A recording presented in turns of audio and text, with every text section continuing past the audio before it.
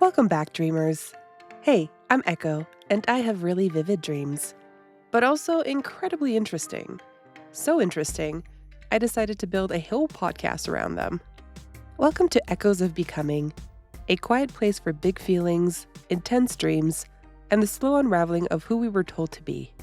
A space for those of us who are tired, curious, and figuring it out as we go. This isn't a guru podcast. I'm not here to tell you how to live your life. I'm just trying to make sense of mine. Here, I let my dreams guide me, diving from them into the deep end of real life, the grief, the healing, and everything in between. Because my dreams have a way of telling me exactly what I didn't know I needed to hear. The kind of stuff I think we all need reminding of a little more often. They're reminders, little nudges from somewhere deeper, that there's more to life than the version we've been told to settle for. So if you're into weird dreams, emotional rabbit holes, and the occasional existential spiral, stick around. Let's see where this one takes us. So this dream, it started out simple. Just me and my sister out on a walk when we came across one of those free little libraries. You know, the kind with the glass door where people leave books for others to take or trade. Only this one was different. The top shelf had books, yeah, but the bottom shelf, it was filled with food. Like actual pantry staples, not junk. No expired cans from someone's cupboard cleanout. I'm talking organic rolled oats, almond butter, jars of really good stuff.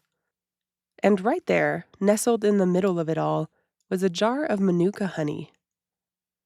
Now, I had brought some packets of dried coconut milk I didn't like, thinking I'd just drop them off and move on. But when I saw what was in there, I kind of paused. I wasn't expecting anything like this. It felt intentional, like someone had filled the pantry with real care. I remember picking up the honey and thinking it was meant for me. I've been experiencing a lot of allergy-related issues in my waking life, and I've read that some people use honey to help manage their symptoms. And many swear by Manuka honey, apparently. It's not just sweet, it's healing. Maybe even a little sacred, because, hello, bees are like Mother Nature's little hardworking wizards, and I love them. And for once, I didn't feel guilty taking it. I didn't feel like I had to prove I deserved it. I just took the honey. The little pantry was set up in the backyard of a beautiful house, and I figured whoever lived there must be wealthy. But not the flashy kind. The kind that cares, that shares. The kind that keeps a pantry well stocked with good things for wandering souls like me. There was someone out there in the garden, an older woman. She waved at me and came over, and we started talking. She was warm in a way that makes you want to stay. And eventually, we sat together under this little gazebo to keep cool in the shade. Not long after, her husband joined us with some drinks. He was wearing this big fluffy robe like he was living his absolute best life. And then, this part made me laugh. At some point during the conversation, he just took off the robe. Completely. Letting it all hang out like it was no big deal. He was fully tanned, head to toe, which told me this wasn't the first time he did this. A friend of theirs had joined us while we had been chatting, and she kind of rolled her eyes like, ugh, not in front of the guests. But he didn't care. And honestly, I didn't either. It was kind of freeing to see. Like, he had nothing to hide. He just was. There was something weirdly beautiful about that level of comfort in your own skin. Eventually, the conversation turned more personal. I told them about how my sister and I had both lost our job a few months back, and their response wasn't pity. It was care. Real care. The kind that doesn't try to fix you, but wants to support you. At one point, my sister mentioned something she'd been wanting to buy, and the husband offered to order it for her right then and there. She didn't take him up on it, but still, it mattered. The offer mattered. It was one of those moments where you actually feel like someone's got your back. No strings, no judgment, just kindness. And you know what's wild? It didn't feel like a dream where I was wishing for kindness. It felt like one where I was remembering it. Okay, so at first glance, you might think this dream is about wealth or something. But I don't think that's what it was about at all. Let's start with the little pantry. It's based on something real. Those little libraries or food drop off boxes where people leave things for others. My dream just smushed them together, books on top, food at the bottom. And not just any food, good food, nourishing, high quality stuff. I had brought my small offering, the dried coconut milk packets, exactly 2 of them. I don't know why I remember that. Initially intimidated by the much better selection inside the pantry, I still chose to leave the 2 packets anyway. It felt like an act of, yeah, this is where I am at right now. This is what I have to offer, and it's not much, but here it is anyway. And in exchange, I took the Manuka honey, known for its healing and possibly anti inflammatory properties. Anyway, the point is, I didn't just start grabbing everything and stuffing my hoodie pockets with all the stuff that was in the pantry. My choice was specific, and I didn't take it like a thief. I didn't feel ashamed. I didn't feel like I was robbing someone else's chance. I took it because it felt like it was for me. That moment felt like a message from the dream itself. Like it was saying, you don't have to be impressive to be worthy. You don't have to be overflowing to receive. The older couple in the dream, they really stayed with me. They weren't saviors. They weren't flashy. They were just kind, quietly generous. The kind of people who stock a pantry and don't need credit for it. Who bring you lemonade and don't need to know your life story first. And yeah, the man took off his robe completely, but even that felt like a kind of freedom. Not in a weird, creepy way, more like a metaphor for what it looks like to live without shame, to be fully yourself, in your own skin, and still deeply kind. And then there was my sister. She couldn't accept the gift. And I get that. That moment hit me because I think we've all been there, hesitating when kindness is offered, afraid there's a catch, or that we haven't earned it. But what if we let ourselves receive it anyway? What if the dream wasn't about wealth or envy or wanting more? What if it was about worthiness, softness, and the courage to accept care? This dream stuck with me because I have not always been the kind of person who asks for or even accepts help for the better part of my life. I'm not quite sure which collection of experiences led me to become this way, but accepting help has often felt like a debt I would have to pay back later, with interest. Why is it so hard for some of us to ask and accept help? This is one of those things I just haven't been able to overcome yet. For me, it feels incredibly vulnerable to ask for help. Like, what right do I have to anyone's time or resources?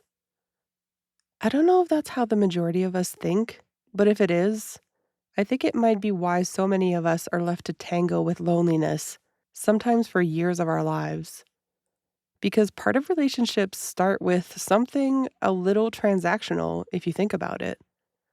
Like, hey, let's dedicate this period of time to do something together. You need to shower, put on outside clothes, and put a minimal amount of care into your appearance. And then, no matter how many screaming children are out there, how hot or cold it is, or how bad the coffee tastes, we are going to sit there and figure out if we want to do this again. And again. That's what I mean by transactional, a social contract. And eventually, if you do that long enough, you quit counting. Eventually, you don't keep track of the IOUs anymore. And there you have it. Ta-da! Friendship. But in our overworked and overstimulated society, I think so many of us are way too exhausted to attempt any of that. I forget where I first heard of this, but have you heard about spoon theory? Because for some reason, it's something that's been quite useful for me to explain my varying levels of energy. Spoon theory is a metaphor to explain the energy any given person has for the day, like an energy allowance. Basically, every little thing you do, getting dressed, making a phone call, even just existing around people, costs spoons. And once you're out of spoons, you're done for the day. And the thing is, everyone's spoon count is different, and not all spoons regenerate overnight. Some days it's like you wake up already in the minus. And maybe a phone call costs you 1 spoon, but it'll cost me 7. So maybe this dream wasn't asking me to give more. Maybe it was reminding me it's okay to receive, to take the honey, to rest in the garden, to say yes to help, even if I don't know how to repay it. Maybe that's the deepest thing I've got to offer today. Not a breakthrough, not a big life lesson, just this gentle whisper.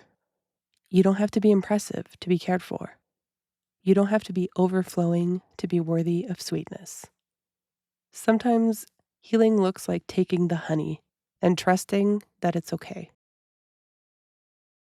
This dream actually reminded me of one of the most difficult few days of my life.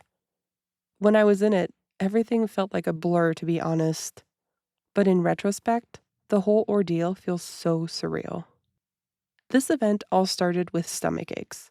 About 4 years of increasingly frequent and painful stomach aches, and a whole lot of various diagnoses thrown at me.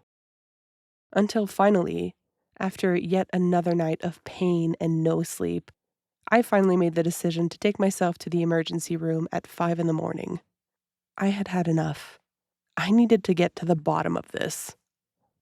For about 14 hours, I was poked and prodded, moved from weight room to weight room, as nurses and doctors tried to figure out why my white blood cell count was so high.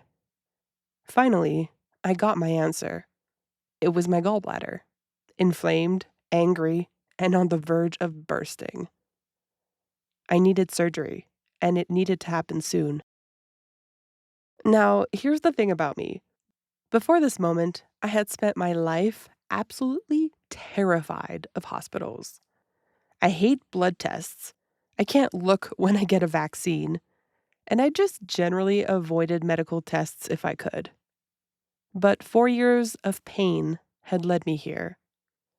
They told me I could go home if I wanted, but that I would be back. And of course, this was all happening in 2020, smack in the middle of the pandemic. So I was in there completely alone, not allowed any visitors. They admitted me for the night, and I spent my first night since my birth in a hospital. They wanted to run a few more tests in the morning. Like I said, the whole thing was kind of a blur. But the next thing I knew, it was evening, and I was talking to the anesthesiologist, who was going over the procedure that was awaiting me just beyond the operation room doors. I should have been terrified, probably, but oftentimes when I experience really intense events and emotions, it's like my emotional center goes all wonky and I cannot deal with it all at once. I would experience the anxiety and fear of those events at a later time, but right then, I needed to save up all of my energy to face each strange situation that came my way one at a time. The surgery should have taken 1 hour. It took 4. The surgeon admitted to me the next morning that I had made him sweat. I won't gross you out with any of the details, but essentially, this surgery probably saved my life. The reason I'm bringing up this story is that the couple's gentle kindness in the dream reminded me of the care I received as I recovered from surgery. See, I'd been so afraid of hospitals because of all the sensorially overwhelming things you're subjected to in the name of health.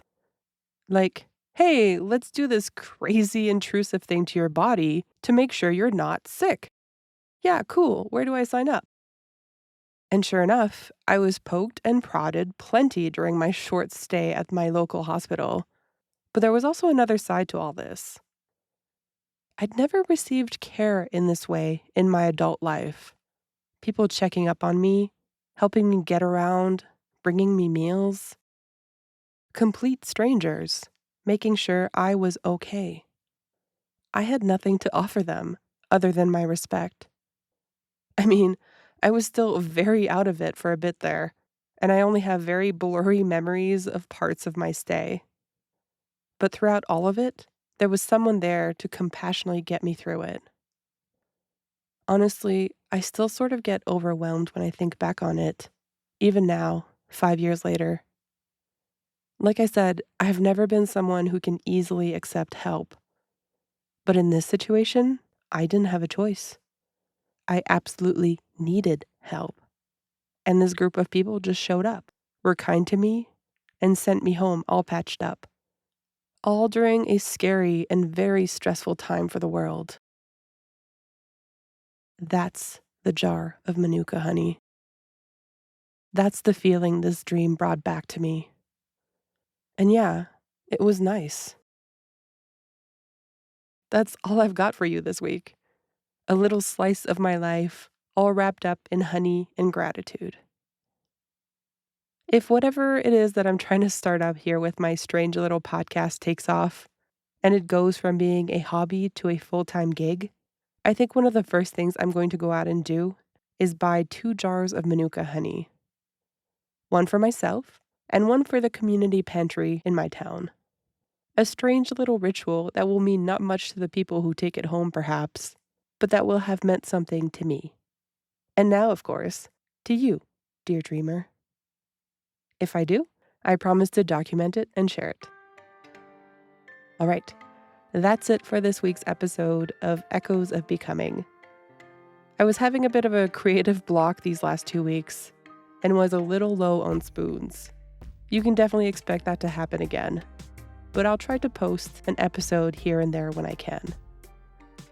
As always, thank you for sharing your time with me by listening to my strange little dreams and life.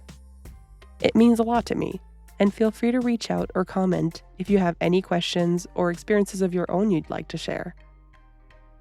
Take extra special care of yourself today, and remember that it's okay to accept help once in a while. I'll see you in the next one. Until then, keep dreaming, dreamer.